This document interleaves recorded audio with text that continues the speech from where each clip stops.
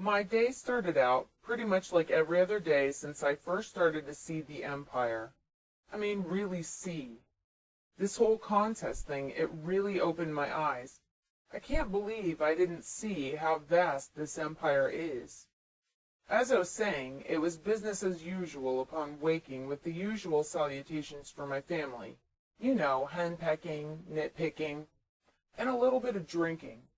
My first ever cup of Royal King tea. 3 bags, 1 cup. Steeped cold, never hot. My great-grandma once said, "Drinking hot tea is like eating Nova Scotia dolts. May as well put your own stool in your mouth." So after downing a few good strong cups, I headed off to see where Ka would take me. First, a quick trip to my favorite donut haunt. Geez, I never realized, but Dunkin' is short for Dunking. I bought 19 donut holes, and I got 19 cents change. Next, I was off to a lovely little neighborhood on the edge of town, and then off to the local Bingo King to see if I couldn't catch a glimpse of that ever-elusive bingo skank. She never showed, so I headed off for a quick trip to buy some Chivas Regal for an old friend of the family. Can you believe this place didn't have any? I bought him a 40-ounce of malt liquor instead. I hope he likes it. I drove across town to the manor to see old man Levinstein, who's a resident on the Alzheimer's wing. Poor guy's all but forgotten the face of his father. I handed him the malt liquor, and he started to exclaim, "Oy vey!" I cut him short at the oi part. I snapped his picture, and then I bolted out the door. Speaking of old people, I thought I'd run by a graveyard or two. "We are many." I heard a whisper. "We are many? We are many what?" I thought. No bother. A quick snap of King, and better get Kingsley, and found that guy beyond the veil. And then this one, "Baby, can you dig your grave?" Then I spotted him. Flag. Oh, make no mistake, it was him all right. But that L, it was dim. It darkles. It tinks. After a few quick snaps, and more than a few suspicious stares, I was off again. I thought I'd take a quick trip home for another awesome cup of Royal King tea. Check out this list of ingredients. Spider break? Tell me that's not part of the Empire. Just inside my front door, I tripped over a toy can. No, a can toy. Was it a sign? It sure looked like one, so I snapped a picture. And then I spotted a sneetch. Harry Potter model. Harry Potter? On the Wii? The Dark Tower? My heart started knocking. Startled, I realized it was just a knock at my door. A package stood on my stoop. Holmes Dental? Was it some kind of a joke? What I found inside shocked the bejesus out of me. It was Henchick and Cantab. But what was wrong with their plumb bob? Dead and lifeless. Not a plumb bob, a prune bob. My whole body began to tremble. Get a hold of yourself, Margie, get a hold of yourself. I drank another cup of tea, and that was when things started to go cattywampus. The whole world shifted around me, and then, like Jake, I fell. And I saw him. It was Bama and his Tyrannosaurus Rex. I can't be here. I can't be here. But I was. Into what hell had I fallen where Stephen King is a CPA and Ka comes with little umbrella toothpicks? I had to be in a nightmare. How low had they fallen, those remainder fellas, peddling their butts off? Worse, peddling used cars. Leasing the tower? Renting King? You've got to be kidding me. Follow that sign? Not a chance. Little bald guys weird me out. Cujo can look after someone else's kids, thank you very much. All of the Empire was there. I mean, all of the elements were there. But it was as if Gan had picked up Stephen King's brain, shook it, and in a bizarre game of God Yahtzee had tossed the pieces like dice onto a table where a combination of numbers, letters, and symbols turned up, making no sense, no rhyme or reason.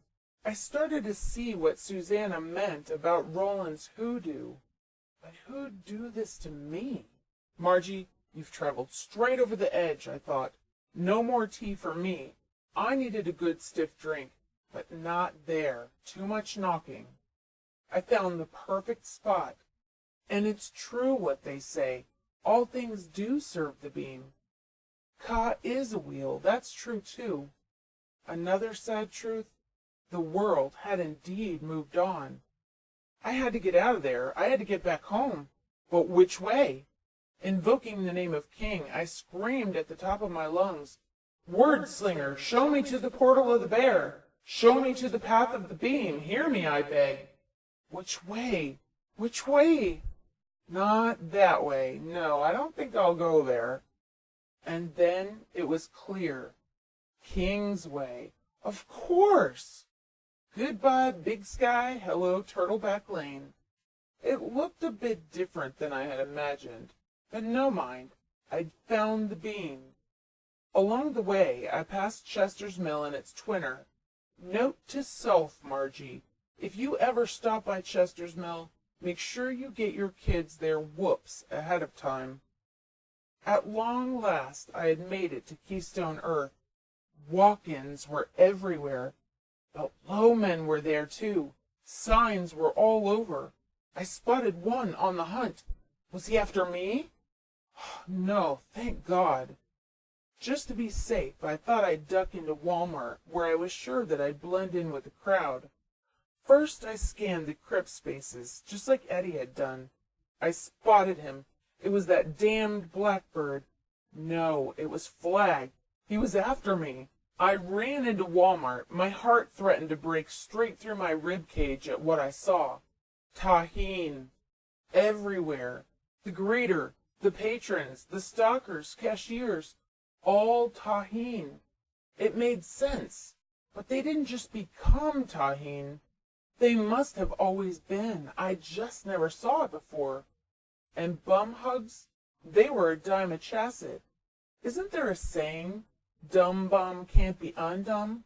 It's something like that. I bought a Chum King in case I encountered any lobstrosities.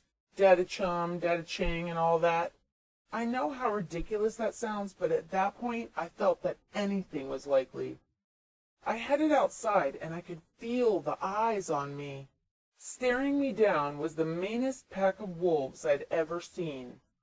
Oh my God, Bum! Wolves! How could they know? My triplets, my babies. Would they only take one? Would only one come back runt? I wasn't going to stick around to find out. Was I losing my mind? King! King was everywhere. Peking, parking, choking, barking. Even in this sign, King all but popped out at me. Christ, the King signs were everywhere. King, King, King, King, King, King, King, King, King, King. There is no J.J. Rowling. There is only King. There is no Stephen Hawking. There is only King. There is no Larry. There is only King. There is only King. There is only King. Now, it wasn't Ka that carried me. I was swept along on a current of panic and dread. I ran, where I didn't know. And then I heard a voice reverberating in my soul. This is your last chance. My last chance? My last chance for what? What does that even mean?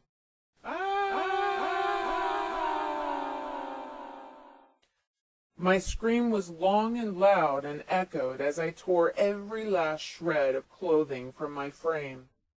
What happened next only plays out like faded Polaroids in my brain.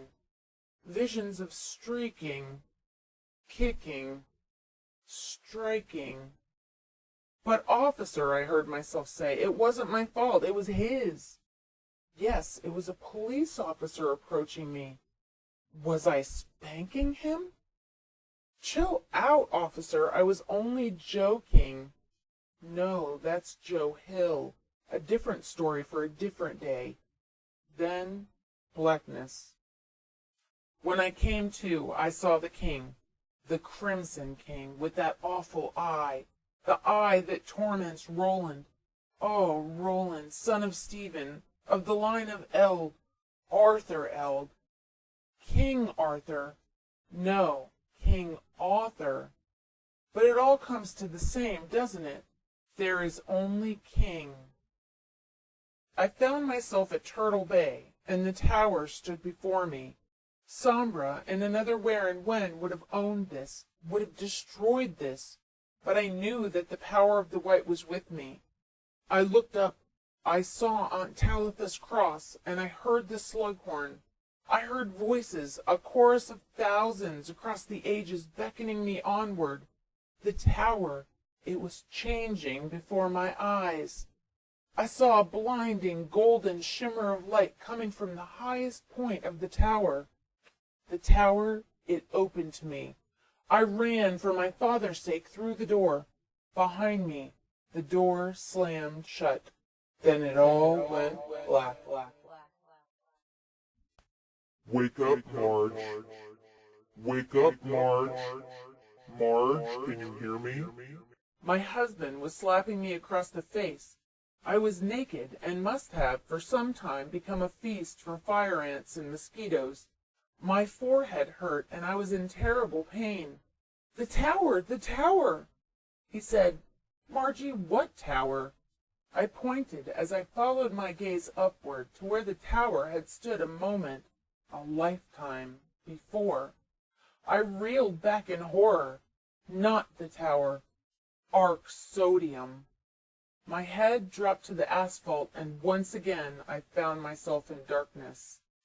The next day, as I dabbed calamine on the tiny carbuncles that covered my body, my husband shared with me what he was sure was the likely explanation for my having gone over the edge, as he says. It all boils down to the tea, or rather not boiling the tea. Apparently, the Royal King tea that I'd been drinking, the first ingredient, Diascoria, it's just a fancy way to say yam. Yams are harmless when they're cooked, but when eaten raw, their poison resembles cyanide and can cause neurological symptoms. Tea-induced psychosis. Can you believe that? Neither can I, but that's what my husband says. He claims that he came home from work and found me face up, without a stitch of clothing, lying in the street, drooling and mumbling, my gaze fixed on the street lamp. Judging by the zigzag gash on my forehead, he opined that I must have run head first into the pole on which that damn arc sodium light is suspended. That may be his recollection, but I know better. I was there. I know what I saw, and once you see, you can't unsee. I entered the tower, and I climbed to the top, and my life will never be the same. I'll continue to sip my tea. I'll continue to see the Empire. It's real. I mean really real. I believe it, even if my husband doesn't. In fact, I'd set my watch and warrant on it.